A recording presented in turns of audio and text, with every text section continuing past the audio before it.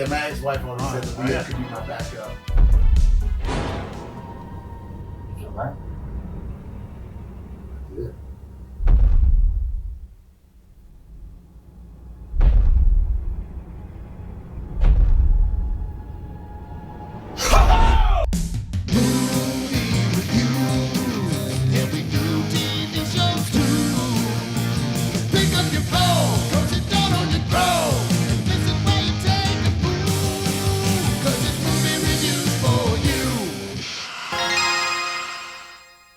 What up, guys? Bobo here with BrassReel Brothers. Andrew's joining me like he's been lately. Oh, shit!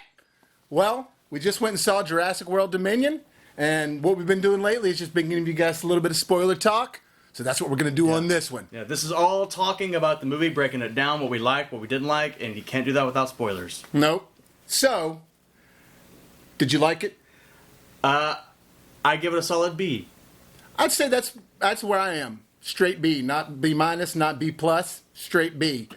I liked it better than the last one. Yeah, if anybody watched, we did a discussion on the entire Jurassic franchise just last night, leading up to this, and I said that if I had to break it down to my favorites, it would be Jurassic Park, the original, and then Jurassic World.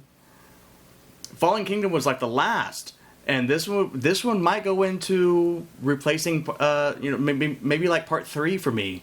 It's just the nostalgia of it with all of these people brought back, and it's really, really cool. I understand that you have to have Fallen Kingdom to set up why the events are happening in this one. I just wasn't a fan of how a lot of things transpired in Fallen Kingdom. That was my complaint too. I wasn't necessarily upset with the outcome and what's going on. It was just, it's like, oh, hey, we're starting off and Owen's working on his house and next thing you know, oh no, we're on the volcano island. And it just happened just like that. And I just didn't buy it. I think once it's something I was telling you when we were in the men's room after this movie, that even if I've seen 5 movies with these characters, I need some exposition in this movie to show me what this person's life is at this point in time, what they're doing now, get caught up, so you can have some. It's just like going into your first day of work. If you go in there and they just be like, okay, so that's so-and-so, so-and-so, so-and-so, you get to do this. Where you're like, whoa, I hadn't really had any time to get acclimated. That's the same way I feel about movies. Even if you know the characters left and right, I still need to have some sort of exposition what's going on then and there now, which they did in this one. Right. And they didn't do in the last one. So it took about maybe between 45 minutes to an hour before shit really went down. But it was necessary in the sense that, you're getting to see Dr. Alan Grant since Jurassic Park 3. They're kind of showing you what he's been doing. Ellie, same thing, but she was barely in Jurassic Park 3, so kind of like part 1. Yeah, so Ellie, they're so it was very necessary for them to kind of show you, give you this exposition on what these specific characters have been doing this entire time, 30 years ago until now. And because of that, you don't feel like they were shoehorned into the movie to where you're like, oh, and then they show up. No, you actually care about the people in this state and time of their life. It's not like, well, shit, I hadn't seen you in 30 years, but I guess I hope you survive this. No, you get to know them in this time, and then now you're just connected to other things, what matters to them now, what their mission is now with this whole dinosaur thing, and all that has to play into why they're doing what they're doing. I guess one critique I would have would be this is supposed to be like a couple of years after Fallen Kingdom, where they it's supposed to be expected that people are just going to be living with dinosaurs. And there's you can still got Alan Grant digging for bones. Yeah, it's like, rather than him, he doesn't mention anything about how the fact that we are, a paleontologist now living amongst dinosaurs. Now I'm still gonna dig for bones. Why are you digging for bones, bro? You got them. Yeah, they're right here. You don't have to dig for bones to find the info so anymore. There was no sort of commentary on that aspect of how the world has changed, all because of something that he witnessed happening 30 years prior. That was a little kind of like, okay, And look, I also felt like that while you and I were talking about this in the end, like, wouldn't all these dinosaurs just be ravaging everybody in the city? But I kind of equate it to like at the beginning of the pandemic when people weren't going into the city and all these businesses were closed. All of a sudden, like, packs of wolves and stuff are starting to show up in the middle of the city. A bunch of deer and stuff are just walking in the middle of the road because no one's around. But when people are around, they stay away. And so I'm kind of thinking that's the way it would be. However, no, everybody was just okay with living with dinosaurs. Like, kids are playing with little ones in the park. It's like they made it a little too acceptable. Yeah, little ones that are going to grow up and eat them. Yeah, it's like, hey, let's. If I would have liked it still to have been a crisis, like them still be like, man, we don't know what's going on. They're attacking all the time, but it wasn't like that. It was just like, oh yeah, there's dinosaurs now. I mean, I guess you could assume on one hand that they might stick to their own ecosystem. You know, like lions and tigers. You know, they don't. They kind of stay in their own, like the African safaris and wherever they might be, you know. Except for Ghosts in the Darkness when they took out a whole tribe. You know, I mean, I don't know what African tribes are they. Do they consider themselves in a crisis when a lion kind of invades their village? I don't know about that kind of stuff. Yeah, but a lion's never been extinct. These are animals that have come back from extinction. That's true. And I mean, a raptor is not going to get. A raptor is not going to get taken down by a couple of shots from a rifle. It's just not going to happen. No. So there's we'll get to that when we get to the end. But there's some elements of it which just it kind of became like, I was worried a little, it was going to become like an activist movie, like, you know, we have to protect these animals. No, these animals are going to destroy the human race. Yeah, you have got to destroy them. You made a mistake, and I'll fix it by destroying. Yeah, look. It did have a little bit of an activist route, but it also had some themes that I thought were almost more like, hey, if the dinosaurs and animals can do it, so can we. We should be able to get along. Well, I mean, you know what I mean? There was a lot of that, sure. But did not shove down your face. Kind of more like at the very end. It was just sort of like all the shots of all that. That was pretty cool. It was like a little art piece that Colin Trevorrow put out. And he was like, so let me just say something with these few shots. And the Triceratops, who are plant eaters, running along amongst elephants, who, you know, you could argue might be about the same size. You know, I don't know. And they did a bunch of comparisons like that. It showed a bunch of pterodactyls flying out of a field, and all of a sudden all these ducks start flying and following the pterodactyls. That's not accurate. No, those things will be eaten. Yeah, pterodactyls will be eating those ducks, and they'd be going after planes in the air. Speaking of ducks. Oh! Somebody just sat on one. I don't know if that got picked up, but I hope it did. Not all, I had a sound effect in there. Oh, yeah. Yeah, so the preachy thing wasn't there as much as I thought it was going to be. Yeah. But, you know, as you pointed out last night with some of them, and you point out with other movies, I think it's a thing that you can pick out when they're doing it. The corporate element, them trying to, you know, make money off of it and not them controlling the crops. And there's this bug locust plotline that was, I'm not sure if I am okay with it, or was it smart, or was it like kind of too out of left field? Well, okay, so the new company that's the evil company is Biosyn, which I guess that's maybe like a leg of maybe Engine. Well, I don't really I think know. Engine, it was shut down, so I think this is the newer thing, because remember, it's Dodgson's company. Yeah. So Dodson, we got Dodson here. Here. So that is played by the awesome actor. Of course, I forget his name. I should have looked it up before. And he was on the Today Show this morning with B.D. Wong. He played Spider-Man. He's played Andrew Garfield's Spider-Man, his father in Amazing Spider-Man 2. What is his name? That's anyways, kill me. he's a tremendous actor.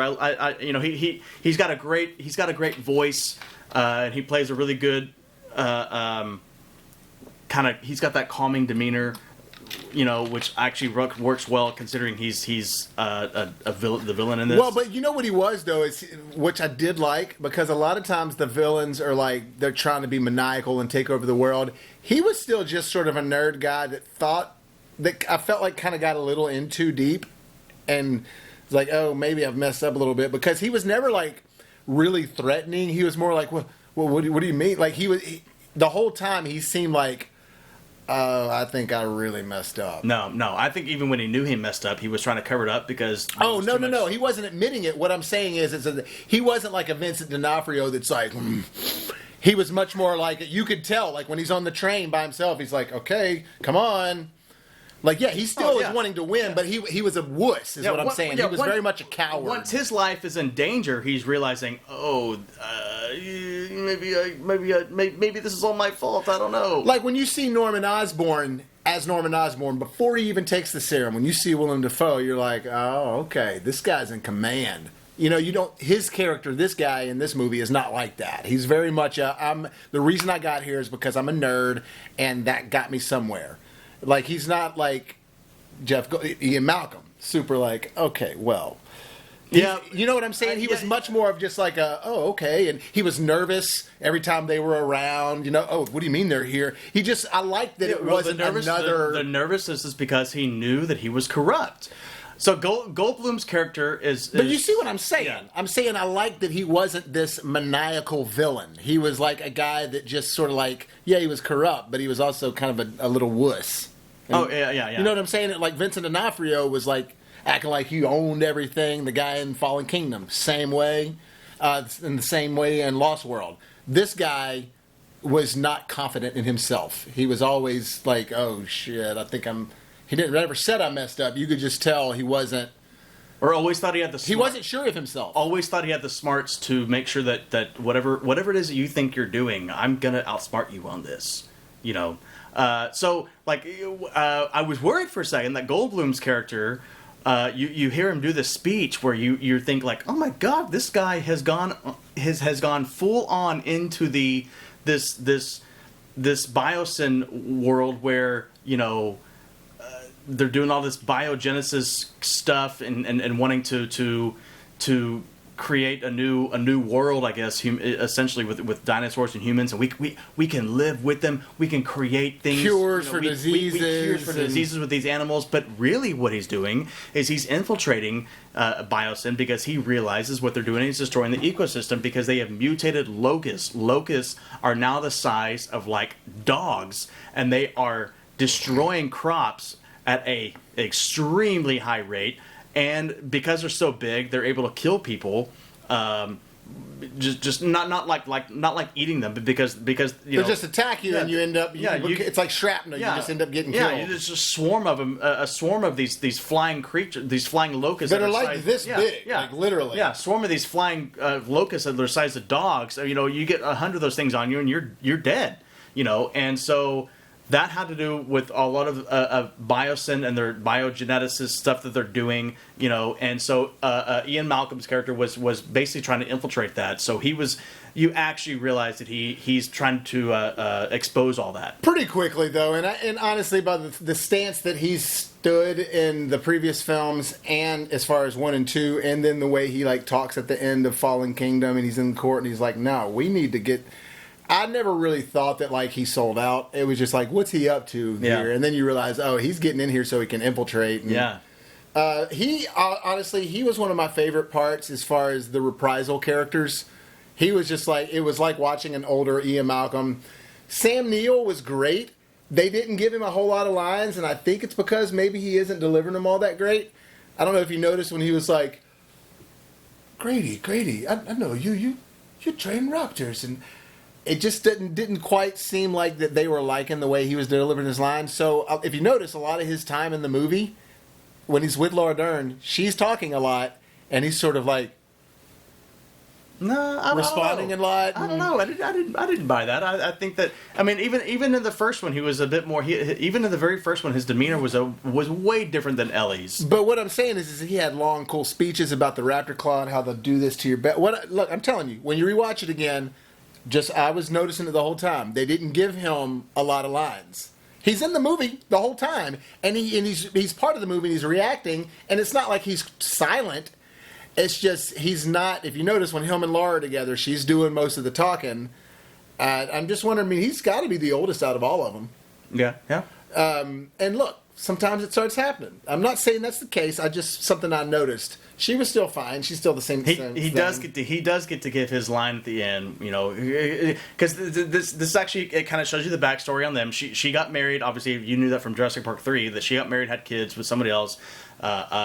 Conveniently, she is now separated from her husband and asks him to join her on this whole thing with I've been talking to Malcolm. There's some things going on. We need to go talk. We need to go get to the bottom of this. So then she ends up regretting asking him to go. And at the very end, he gets this whole moment where he says, I'm gonna go wherever you go, Ellie. Yeah, and I, again, remember right when you see him at the beginning and they're meeting each other for the first time in 30 years. And he's like, what about Mark? She's like, it's over. And that's what's like, well, there you go. They're about to hook up later at the end of the movie.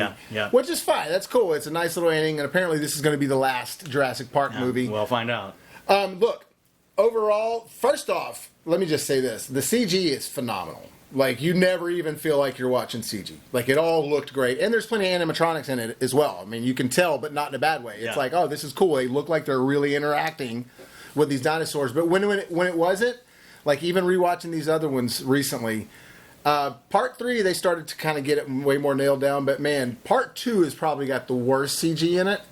And not bad, but you could tell it's CG. Even in Part 3, there are moments where it's like, all right, look at that green screen. But I have to say, this one looks pretty damn good. Like, even when they were, like, in the plane and when they were out in that big area on the ice, like, I never thought to myself, oh, that's a backdrop. Like, it was like, damn, this looks really good. Yeah. So I was, on that side of things, A+. They did really good on the visuals. Yeah. The little girl plotline, I liked it more in this one than the last one, because the last one they were giving you too many details about the grandfather and what he was trying and all the. This one, it was more heartfelt with this mom. You find out some things about her creation because she's supposed to be a clone, but she's really not. Which, I mean, that was fine. But what it did in this one is it actually added that emotional weight from the beginning all the way through. Whereas in the second one, you find out about her sort of, and she's sort of like a secondary thing, and it felt more like, why'd they throw this in there? At least in this movie, it's sort of kind of the basis of the plot line. So it feels like it fits more into the story. So I liked that better this time around. Yeah. And they did a good job with, we mentioned, this is a couple years after Fallen Kingdom. And so it had, Chris Pratt and Bryce Dallas Howard, their characters have taken on the role of parents to this little girl, because she, they're like, no, you are too valuable. They will find you. They will capture you. They will take you. They will do research on you. You have to stay secluded with us. So they are like a full-on family, so to speak. Like Chris Pratt's finally admitted he loves her. She's finally admitted that she loves him. Yeah, they're together. They're together, and they are playing mom and dad to this cloned girl. And meanwhile, Blue, the raptor, has actually given birth without having a mate, because that's apparently it's got lizard DNA, which is something that allows them to these animals to do that. And so Blue is actually kind of scoping out Owen all the time. I don't know if they purposely live where Blue was, or if Blue just kind of always ends up going to that house. They kind of made it seem like Blue sort of trails Owen. Yeah, it's almost like Blue kind of always checks out Owen. Like, is this human guy that kind of raised me still around? So that's kind of cool. Then I guess, we don't know. We as people, and dinosaurs having lived 65 million years ago, we can't assume that they would just all eat us like crazy. Maybe it is plausible that we could have that somebody could have trained these raptors, like you tame a lion. So I guess in one way, that's what they're showing with this raptor that still has a little bit of a memory of this guy. So I'm not gonna bother you too much. I'm gonna let you know that I can still eat you if I want to, because Owen does say, he will absolutely. He still will do it if he thinks it's what he's supposed to do. I think they portrayed that a little better in this one.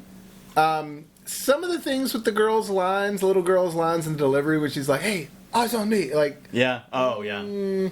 But I did like the moment when he's sitting there and you see Sam Neill, like, okay. And then Owen was just like, we're triangulating him right now. And then he was like, oh, that's cool. And then you get the panned out, the zoomed out shot. And it's like, all right, that's pretty cool because earlier he was like, you trained raptors. And he was fascinated. So all that I thought was pretty cool. But the line I could have done without, with her saying the line. Well, she watches those videos of him, Sure. No. And again, I know why it was there. It was all cool. It's just me nitpicking. There were a lot of homages. But okay, so one thing actually it didn't come off cheesy. It actually was kind of like, oh, look, everything's coming back full circle, isn't it? So when you've got all these characters from the original until now, all finally congregating together to save their asses and get out of this island, they're trying to shut down the power so they can get a helicopter off the ground. And so they're going to these tunnels underground, and you got Ellie, insisting that she goes with Bryce Dallas. What is her name? Bryce Dallas Howard. Claire. So you got Ellie went to go with Claire and throwing Ian Malcolm a walkie saying, "I'm on Channel 3." I'm on Channel 5. Yeah, and so I'm on Channel 5. So it's very reminiscent of Jurassic Park. They're going underground and trying to turn off these certain switches, and then the whole like, okay, do you see the green button? So it was very very reminiscent, well, and it worked out kind of cool the way that they did that. And Dotson did it too when he was talking. That's where I bumped you, and I'm not sure if you understood it, but like when he was talking to Claire and Owen when they first get to Biosin. And that other guy's, trying to start the tour with him and everything. He's like, so Ramsey's gonna take you on from here and everything. And he's like, and he's all nervous acting, and he's like, do you have food? And I don't even remember when he's with Newman, and then he's like, food. What is like? He's like, what do you want? I got to say, like Dotson. We got Dotson. So it's like he asked for food there, and then he asked that dude about food. I just thought that was kind of fun. You could tell they were trying to do it, but it wasn't like, oh, here's the line. It was like, oh, that was all of that, all the nods back to the other franchises were cool. They did some cool stuff with getting them all in same shots together. Yeah. I think one of the sleeper actors and characters from the movie that I wasn't expecting to like so much was DeWanda Wise, who played Kayla. Yeah. She was awesome. And not only was she like really attractive, but like you get a lot of badass women as in movies these days. And it's like, oh, let's have a woman character in a movie that's like really badass. But not only was she badass, but like she was actually really cool. Like her demeanor, her delivery, everything that she was coming off with saying was like, I don't know, just it sometimes I have to admit, this isn't me bashing on any sort of female anything. I'm all about girls being in movies. But sometimes it feels like in Avengers, it's like shoehorn. We've talked about this, where it's like, let's make the room for them, and in turn, it feels patronizing towards that community. We got to make sure they get their moment, like just what? And again, and I feel like in turn, you're actually being rude in that way. Whereas in this one, they kind of make her almost like one of the most badass people in the movie, as far as what she can do, what she's willing to do, and her lines. And I thought that she was a good addition to the film. She flies for them basically, and you hear Chris Pratt's character like, where'd you learn to fly? She's like, I was in the Air Force. She's like, oh, I was in the Navy. Yeah. So they immediately it's like, all right, wait, hey, what's up? And then he keeps asking her questions. She's like, do you want me to fly you for free, or you want to keep asking questions? Yeah. That's what I'm saying. Like all of her delivery was not so like, oh, let's throw the woman in here with all the woman jokes. It was like, she was outsmarting everybody, no matter if you were a guy or a girl. Like she just had a sharp tongue, and it worked. I just really liked the character. She meets Claire. When she first meets Claire, they're at this little island in Italy, which apparently is like an underground dinosaur breeding kind of place where they have these dinosaurs are fighting. I mean, it's like cockfighting and shit. Yeah, it's just like you would expect that if humans are living amongst dinosaurs, you're going to have poachers, you're going to have underground stuff, you're going to have inbreeding, you're going to have all kinds of crazy stuff. The only thing I didn't believe, though, is that they would have those two big dinosaurs underground. It's like, for reals, y'all gonna, because now they busted out. But I mean, that's just getting to, but that's where the action really picks up and everything. And it's cool. So what happens is Claire, they have gone to this place where they find out that their daughter, what's her name? Maisie. Maisie has been kidnapped and taken to. And so, I mean, this is a covert operation. And what's her name? Kayla? she sees Claire go into the bathroom, and she immediately knows, like, okay, listen, redhead, who obviously doesn't belong here. Like, you better watch your back in this place, because if you start doing some things that are not, that are going to cause you to stand out, you're going to disappear. Yeah, you will disappear. And so then she's like, "You're American. I need you to help me find my little girl." Well, she had seen that little girl, and she decides that she wants to stay out of it, and then she's forced to. From things that start transpiring after that, she's forced to kind of help them, and she gets them on a plane, and so everything really starts to go awry on this little area where there's all this underground stuff. It's like happening. the Tatooine. Yeah, all this stuff. Where everybody meets. Yeah, like all this stuff starts happening. And... Somebody shoots the locks on these cages, and out come the giant meat eaters and. Oh boy, and you get a good scene with this one guy getting his arm like slowly gobbled up, and another one's like pulling him from this way, and Chris Pratt's like interrogating him. And look, I thought the usage of the dinosaurs in this one were really good, because it wasn't like, they tried so many times to replicate the water and do some sort of like in Fallen Kingdom. It's like that guy and Bryce Dallas Howard are walking in that little area, and things are starting to kind of get on fire, and like, oh, I think someone's coming. Mm-hmm. And it's all, yeah, and it's just like, oh, it's very theme park ride like. Yeah, this didn't have that. This was like, anytime the dinosaurs were scary, they were scary. Anytime it was cool shots, it was like, not only am I waiting for that shot, because the Dilophosaurus, he's getting up there, and you're like, when are you going to do it? When are you going to do it? And so, that was good. So that you have the Dilophosaurus, you're seeing a lot more of this. The one that took out old Fat Boy in Jurassic Park that spits out. You see a group of those things a lot in this, and you start hearing the sound, and you're like, I know that sound. That sound effect is what they use from that in Jurassic Park. So you associate those sounds. You're like, I know a dinosaur's coming. Well, look, and they killed Dodson too, which the same way. Oh, like, poetic justice, baby. And it was a great horror movie kill. Like there was some cool. It wasn't quite as graphic as some of the other ones where you see people get ripped apart, but it still had some stuff to where it's like, damn, those dudes are scary. And then the feathered dinosaur was pretty dope. And I mean, we saw like variations of dinosaurs. We saw different raptors in this one. Yeah. We saw big raptors that are like really tall raptors. Yeah. And then ones that historically, Velociraptor is actually the smallest of the raptors that actually has feathers. So this one, you did see a feathered raptor, but it was actually the same size as like the other raptors. Right. So so if you watched our stream yesterday, we were talking about the Jurassic franchise. I said one thing that I never figured out was in Jurassic Park. A fat boy with the shaving cream. Wayne Newman with the shaving cream and the embryos, and he gets lost in the mud. And he gets killed by a Dilophosaurus. You never see that can again. The embryos and everything. You see it in this. However, it gets thrown aside when he gets killed by the Dilophosaurus. And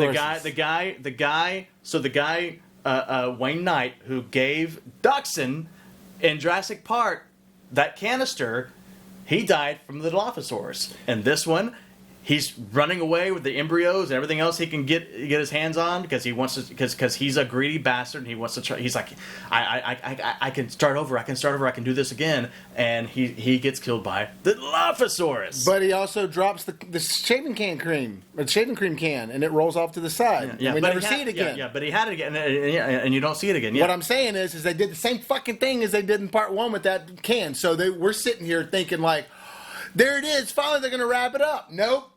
It just disappears again. So, are they really done making Jurassic Park movies or not? Lord, I hope so. We'll see. I'm ready for them to stop. Thought this one was a good outing. I will say my major complaint with it is that I feel like in the third act things are getting ramped up, and then it just sort of cuts short. And basically, you see them running from a bunch of things, and you see them, oh, we got to get out of another situation. These dinosaurs are about to get us, and they're climbing up ladders. But you've been seeing that type of stuff the entire film. Mm-hmm.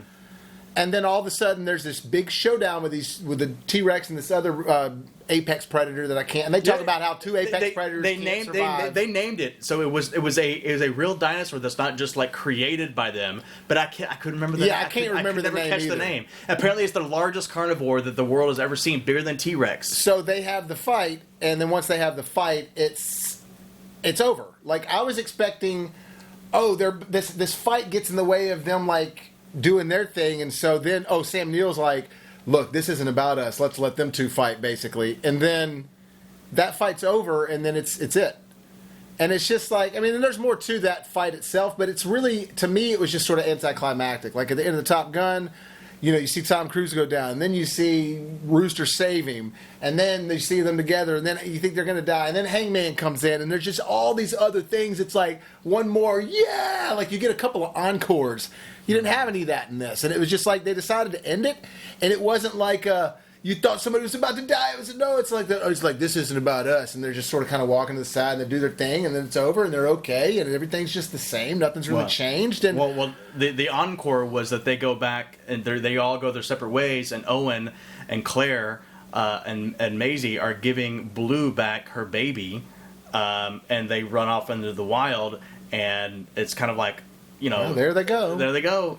So and that's when we get that montage of all the animals living coinciding with the dinosaurs. Yeah, it's supposed to kind of preach to us that these dinosaurs are going to live amongst us, and it's okay. And I mean, I love animals, but the idea that the idea that this movie is supposed to just kind of tell us that or in this world of this movie that you might come across a velociraptor, and hopefully it doesn't eat you. Yeah.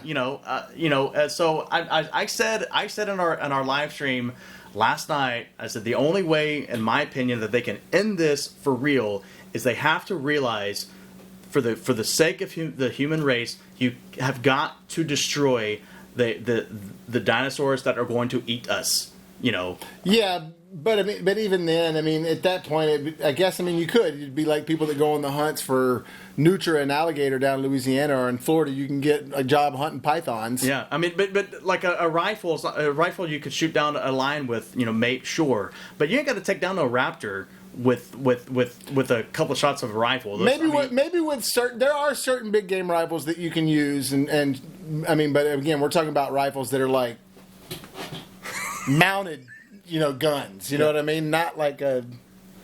But people are greedy, and they'll be inbreeding, and they'll be we got to capture this raptor and breed it. And it's just that's already happened. Yeah, that's why I was like, they have to take out all of these dinosaurs. It was weird how they just ended the movie the same way it started. Yeah, it's kind of like when you find out on Big Bang Theory when they're showing Indiana Jones, or they're showing Raiders of the Lost Ark to Penny. And then finally she's like, well, this movie is just stupid, right? And they're like, what are you talking about? And they're like, it's our favorite. And she's like, well, whether or not he got a hold of the Ark or not, they were still going to open the Ark. And they were all going to die at the end anyways. Indy didn't do a damn thing. And they're like, they're all like, because she's right. They were going after the Ark so they could open it, and what happens? They all die. Yeah. That's what was going to happen. Instead, Indy and the girl, they were able to survive it, just close their eyes, and they survived. So if they wouldn't have stopped it, nothing would have changed if they wouldn't have gotten involved. They still would have got the Ark and opened it and all died. So I just think Penny was right. And so it's kind of like this one. It's like you made this whole movie for us to watch, and the world is exactly the same at the end of the movie as it was at the beginning, except for the Locust Problem. Yeah, except for the Locust Problem that was going to destroy the ecosystem. So I guess if they do decide, because I know these studios can't help themselves, they don't know a good thing when they have it. They don't know how to stop it. So if they do decide to do another Jurassic World, really all you're doing is a disaster movie at this point with dinosaurs, because you have left it where dinosaurs are living amongst us. What else is there to do aside from show another corporation that has gotten their hands on some stuff, or the dinosaurs are gotten out of control? Yes, what I wanted to see there'd be nothing new. What I wanted to see with this one is them actually having a big problem with it, like, and them like just dinosaurs trashing everything. Like, that would have been more entertaining, I think. But they went a certain other route with it, which it was okay. I think it could have been a better, like, ending of the saga, if you will. But, I mean, I thought that about Rise of Skywalker, too. So, at this point, I mean, you know, Clint said something the other day. He was like, out of all the major franchises, he's like, is the Jurassic franchise kind of like the worst? I was like, maybe. I mean, because they're not all that awesome. We still like them because of the nostalgic attached to part one. Yeah. But are they really that great? No, I think the Fast and Furious franchise is worse. It's gone so off the rails. It's yeah, I'd say you're definitely right about that. And there was a place for it. And honestly, if 1 through 8, 8 being the most ridiculous, I could have been still okay with.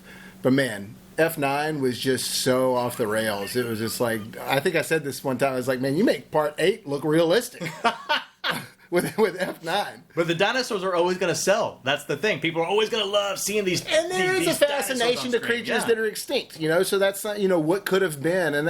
And let's face it, the original movie was genius. Oh, so dude, it was groundbreaking. I overall, I wish it would have been a little bit more epic, you know. But I had a lot of fun with it, and it is a different Jurassic Park movie than you've seen before. It's the tone of it, where the locations of it. It's not a jungle movie. You know what I mean? It's not. It's not like anything like that. They're definitely. I feel like it should have been more of a disaster-based movie. Like you see these disaster movies like Armageddon. But with dinosaurs. But instead the dinosaurs became a side issue. Kind of. Because of the Locust Problem that were gigantic. You know, it wasn't like... You know, now, you see dinosaurs the whole time because they're everywhere. But it was more about these locusts and the people, and so it's like you became more worried about the Locust Problem, which was going to destroy the ecosystem, and they were going to eat all the crops, which meant that they explained all that. No, only if you weren't biasing crops. Oh yeah, that's true. Remember? Yeah. So there was a whole other corporate greed thing there, and they even said the leader of Biosyn even says it's about he says it. It's about control. He does. We want to control the crops. We want to control the food. We want to control the world. Yeah, which is which is an underlying theme in so many corrupt movies. Oh, of course. And everything else you can think of. Except for Thanos, he wanted to kill half the world. Oh yeah. But all right. So with all that being said, I actually take mine down to a B-. Just because it should have been more epic. It should have been a disaster movie, and it wasn't. So I'd take mine down to a B-. I'm gonna leave it at B. And I would have given it a B+ or an A or an A if some of these things that we talked about were a little bit better, you know. But I think I think for nostalgic purposes, maybe I'm still sticking with the B. But look, I mean that moment when you see all of these characters from Jurassic Park all the way to now on screen, and then you finally hear the Jurassic Park theme song. Right. Like, oh, okay. The original theme, because there's a new theme for Jurassic World, and then there's the theme from Jurassic Park. I mean, all the disaster stuff, you know, there was some of it, but it should have been way higher. And look, if you're going to see something that looks good, you want to see a bunch of cool dinosaurs and stuff like that. I mean, there's a lot of that. It is cool, but, you know, I think Jurassic World nailed the feel of Jurassic Park that we wanted, but something new. You know what I mean? Like, when I first saw Jurassic World, I was like, oh, man, they did it. They made another Jurassic, and it's good. And this one feels just more like, all right, let's wrap it up. You know? But I still had a good time with it. It's well-paced. It's well done. It just wasn't epic or anything like that. So, hey, that'll do it for this review, guys. All right. Click that like button if you enjoyed it. And if you haven't done so already, if life gives you lemons, make some hot, fresh popcorns!